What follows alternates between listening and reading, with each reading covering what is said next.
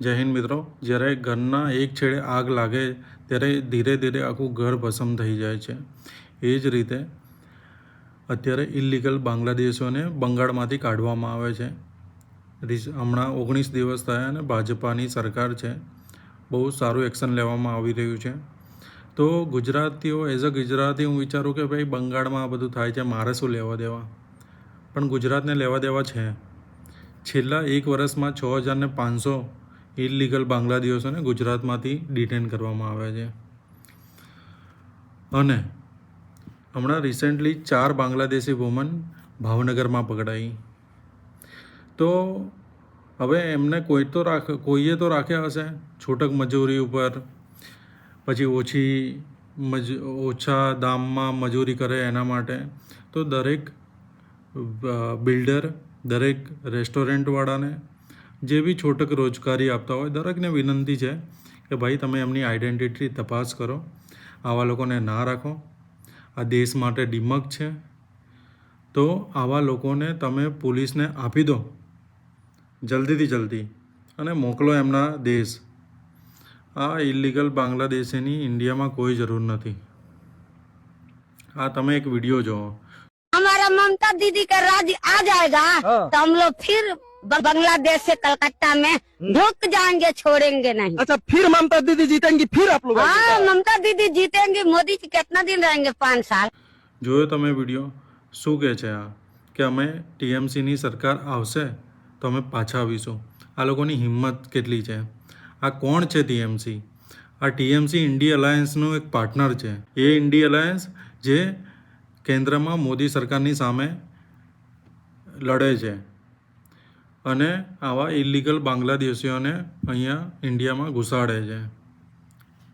પછી કોંગ્રેસ હોય, આમ આદમી પાર્ટી હોય કે ટીએમસી હોય કે બાકી જે ઇન્ડિયા અલાયન્સના પાર્ટનરો છે, બધા લોકો પોતાની વોટ બેંકની માટે આ લોકોને યુઝ કરે છે અને આપણે કરવા દઈએ છીએ.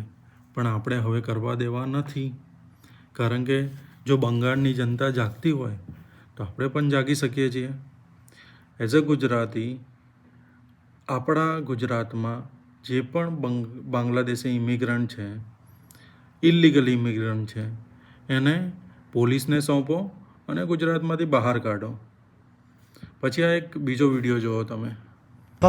हमारा जन्म तो इधर ही है। तो आपका उम्र कितने साल हुआ? मेरा उम्र अभी 22 हो रहा है और मेरा पापा आया, मेरा पापा का उम्र तब 9 साल था, 9 से 10 साल था। तब आए हैं। तो पापा का उम्र अब क्या है? अब पापा का उम्र 48 है। 48। हाँ। मतलब 48 ईयर्स से आप लोग यहाँ पर हैं? हाँ हाँ हाँ हाँ।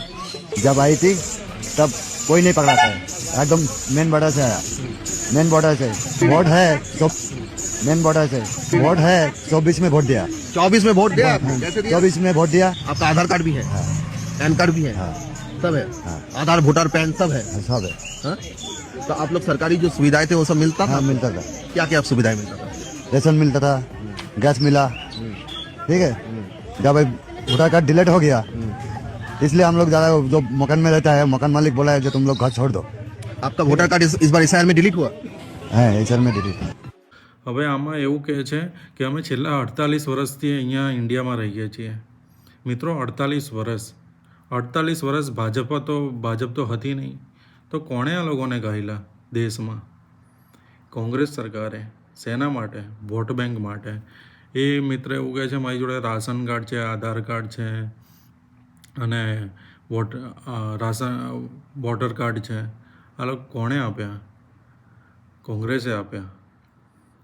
તો કોંગ્રેસે પોતાની વોટ બેંક માટે દેશને બરબાદ કરી નાખ્યો. આ લોકો દીમક બનીને દેશને ખાઈ ગયા અને કોંગ્રેસે ખાવા દીધો. પણ આપણે દરેકને જાગૃત થવાની જરૂર છે. આ લોકોને કાઢો.